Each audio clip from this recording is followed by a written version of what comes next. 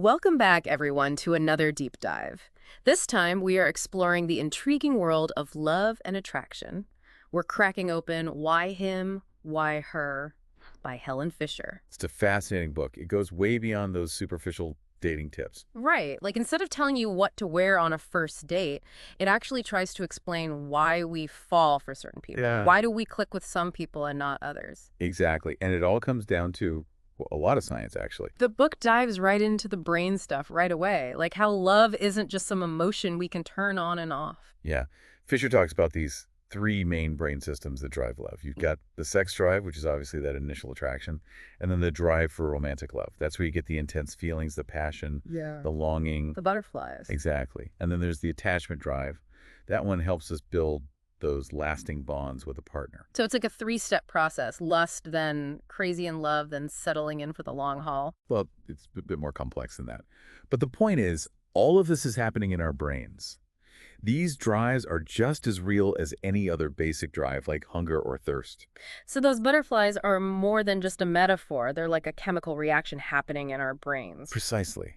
And what's really wild is that romantic love is a drive just as powerful as the sex drive, sometimes even stronger. There are studies the book mentions where they looked at brain scans of people who are madly in love. And you know what they found? Tell me. The same areas of the brain that light up when someone's on cocaine were going crazy in these lovebirds. So basically, love is like a drug? It's not that simple, but you can see why love can be so addictive, why we get so obsessed with that person. It's literally messing with our brain chemistry. And that intensity can backfire too, right? Yeah. What about heartbreak? Oh, yeah. The book talks about how rejected love can be devastating. Like, it can actually trigger serious conditions like depression. Wow. I guess love really can break your heart, not just metaphorically. It can even increase your risk of physical problems like a stroke or heart attack. So, yeah, it's serious business. That's a pretty powerful reminder that love isn't just some abstract feeling. It's tied to our biology, to our health.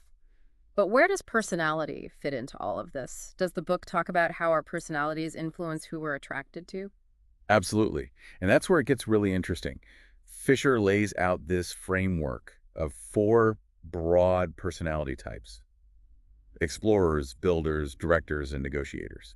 Each type has its own quirks, strengths, weaknesses when it comes to love. Okay, hold on. So it's not just about whether you're a cat person or a dog person. There's actual science behind these personality types. There is, and it goes back to brain chemistry and temperament. All right, let's hear it.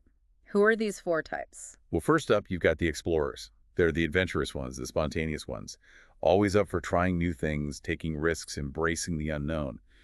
You know, the type who'd be down for a last-minute road trip or who loves to travel and explore new cultures. Yeah, I can see how that adventurous spirit would be super attractive. Well, definitely. But the book also cautions that this impulsiveness can sometimes be a problem. Like, they might make grand romantic gestures way too early or have trouble committing long-term. Fisher gives this example of an explorer who showered their new partner with gifts way too soon and completely scared them off. That's hilarious, but also kind of sad. I guess it's all about finding that balance between spontaneity and, actually building a stable relationship. Exactly. And then you have the builders. Yeah. Total opposites of explorers in some ways. Builders are all about stability, tradition, security. Think of them as the ones who are always on time, who plan things carefully, and who love routine. They're like the steady one you can always count on. Yeah, exactly. But they can also get stuck in their comfort zones. Mm-hmm. The book says sometimes builders need to loosen up a bit, be open to trying new things, especially in a relationship. So maybe a builder needs a little sprinkle of that explorer energy. Maybe so. Now let's talk directors. They're the analytical ones, the problem solvers. They want to understand how things work. They're ambitious, and they need a partner who can match their intellectual curiosity. I know a few directors. They love a good debate, right? Not afraid to challenge you. Totally. The book even has this funny story about a director who, on like the third date, started measuring the living room to see if his desk would fit. Oh my gosh, that is so director. Practical and forward-thinking, but maybe not the smoothest move. Yeah, not exactly romantic, but that's how they are. Strategic, efficient, and goal-oriented, even in love. And last but not least, the negotiators. The negotiators. They're the empathetic, intuitive types. Really in tune with their own emotions and the emotions of others. They're looking for deep connection, open communication, emotional intimacy. They're the heart-centered ones. You could say that. They need a partner who can have those deep conversations, be vulnerable, really understand them on a deeper level. So we've got our adventurous explorers, our steady builders, our analytical directors, and our empathetic negotiators. It's fascinating to think about how differently they might approach love. But does the book tell us how these types actually interact with each other in the dating world? It does. And that's where things get even more interesting. We'll explore those dynamics in more detail after a quick word from our sponsors. So we left off talking about these four personality types and how different they are. But how does this play out when they actually start dating? Like, what happens when a director goes on a date with a negotiator? Oh, that can be a recipe for disaster. Can you imagine a director, Mr. Logic and Efficiency, trying to have a deep emotional heart-to-heart with a negotiator? I can see it now. They'd be talking in circles. Totally. And that's why it's so helpful to understand these personality types. It's not about putting people into boxes, but it gives you a framework for understanding why people act the way they do in relationships. So it's like having a cheat sheet for deciphering all those mixed signals we get in the dating world. Exactly. And speaking of signals, why him, why her, actually spends a lot of time talking about courtship rituals. Fisher did all this research observing how people behave in those early stages of attraction. The flirting stage, tell me everything. What did she find? Well, she observed this 5-part pickup process that seems to happen pretty consistently. It starts with this thing she calls establishing territory. Okay, so like subtly claiming your space at the bar, letting people know you're there and available. Exactly. Then you've got the attention-getting phase. This is where all those classic flirting moves come in. The hair flits, the laughter, the accidental bump into the person you're interested in. I've definitely done my fair share of accidental bumps. We all have. And if the other person is interested, things move to stage 3, talking. This is where you actually start a conversation, try to find some common ground, use humor to break the ice. Humor's key, right? A good sense of humor can make someone so much more attractive. It totally can. Laughter releases all those feel-good chemicals in the brain, so it helps you associate those good feelings with the person you're with. Yeah. Of course, flirting isn't all about talking. What about all that touching that goes on? That's stage 4, the touching phase. It usually starts subtle, a brush of the arm, a hand that lingers a little too long. And if the other person doesn't pull away, things start to heat up. Exactly.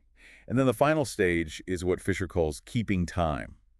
This is where you see couples who are really hitting it off start to mirror each other's movements. Their bodies kind of sync up. I've totally noticed that. When you're really connecting with someone, you start to move in the same rhythm. It's like your bodies are already on the same wavelength. And there's actually some science behind this. Studies show that when people synchronize their movements, their brain waves actually start to align too. Wow, that's crazy. So there's way more to flirting than meets the eye.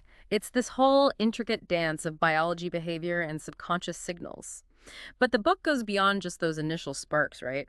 It also talks about kissing. Yes. Kissing is fascinating. Fisher argues that it's not just about affection. It actually serves an evolutionary purpose. Okay, so there's more to a kiss than just a good feeling. A lot more. When we kiss, we're swapping all kinds of chemical signals. Information about our partner that we might not even be consciously aware of. Yeah. It's like a biological compatibility test disguised as a romantic gesture. So we're literally tasting and smelling each other's compatibility. In a way, yes. Mm. And kissing triggers the release of those same feel-good hormones like dopamine and oxytocin. So it's not just about information gathering. It's also about deepening the connection, creating pleasure, and reinforcing that bond. So a good kiss can really make or break a relationship. It can be a deal breaker. The book talks about this study where a majority of people said they had ended a relationship after a bad first kiss. It's like our instincts are telling us something's off. A bad kiss can definitely be a turnoff. But what about something that's even more complicated than kissing? The book also talks about casual sex, right? It does. And it kind of flips the script on the whole idea of casual sex being truly casual. Because here's the thing, when we have sex, our brains are flooded with all those hormones associated with romantic love and attachment. So even a one-night stand can trigger some pretty intense feelings. Exactly. Even if we're trying to keep things casual, our brain chemistry has other plans. And the book says a lot of people who engage in casual sex are actually hoping for a deeper connection, whether they realize it or not. So basically, our biology and emotions complicate things even when we try to keep it simple. But what about all those differences between men and women? Does the book talk about that? It definitely does. And it challenges a lot of the stereotypes we have about how men and women experience love in relationships. Like, that whole idea that men are afraid of commitment. Yeah, it's like a cliche at this point. Well, Fisher says not so fast. She suggests that men actually often fall in love faster and can be more dependent on their relationships than women realize. Wait, really? Why does she think that? Well, for one thing, men tend to be more visually driven, so that initial spark of attraction can hit them like a ton of bricks. And they often have fewer close friends to confide in, so their romantic relationships become even more central to their emotional lives. That makes a lot of sense. Maybe those guys who seem commitment phobic are actually just looking for connection in a different way. Exactly. Yeah. And the book is all about understanding these nuances so we can build stronger, more fulfilling relationships. It's about recognizing that there isn't one right way to love. It's about meeting each other where we are and appreciating those differences. So what's the big takeaway from all of this? What's the final message the book leaves us with? It reminds us that love is this powerful force that's been shaping human behavior for as long as we've been around. And the more we understand the science of love, the more we understand ourselves and the people we're drawn to, the better choices we can make in our own love lives. So it's not about leaving love to fate. It's about being informed and taking control. It's about understanding the forces at play, both biological and psychological, and using that knowledge to create relationships that are authentic, fulfilling, and lasting. Well, this has been an amazing deep dive. I feel like I have a whole new perspective on love and relationships. I'm glad to hear that. Knowledge is power, right? It totally is. And that's what Why Him, Why Her is all about, giving us the tools to understand and navigate the complex world of love. So to all our listeners out there, go forth and love bravely. And remember, knowledge is your secret weapon. Thanks for joining us on the deep dive. You were saying that the book challenges some of the stereotypes about how men and women experience love. Yeah, like, you know how people always say men are afraid of commitment? Oh, yeah, it's like a classic stereotype. Well, Fisher actually suggests that men might fall in love faster, Really? and they might even be more dependent on their relationships than we think. Wow, that's so interesting. Because you always hear the opposite. I know. But she makes some good points. Like, Well, men tend to be more visually driven, so that first spark of attraction can be really powerful for them. right, so they might feel that intense love at first sight kind of thing. Exactly. And men often have fewer close friends to talk to about their feelings. So they might rely more on their romantic partner for emotional support?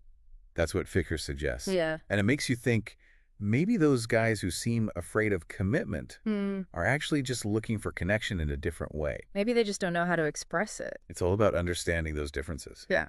right? Like there's no one right way to experience love. It's about meeting each other where we are and appreciating those differences.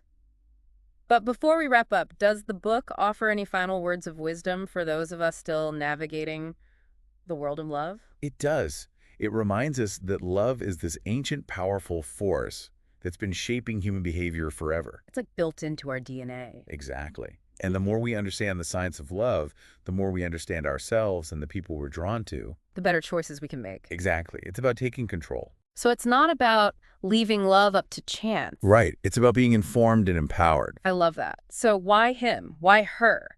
Is all about giving us the knowledge to understand and navigate love. And to create relationships that are authentic, fulfilling, and built to last. This deep dive has been so insightful. I feel like I have a whole new understanding of love. Me too. It's amazing what a little knowledge can do. It really is. So to all our listeners out there, go forth and love bravely. And remember, knowledge is your secret weapon in the game of love. Thanks for joining us on the deep dive.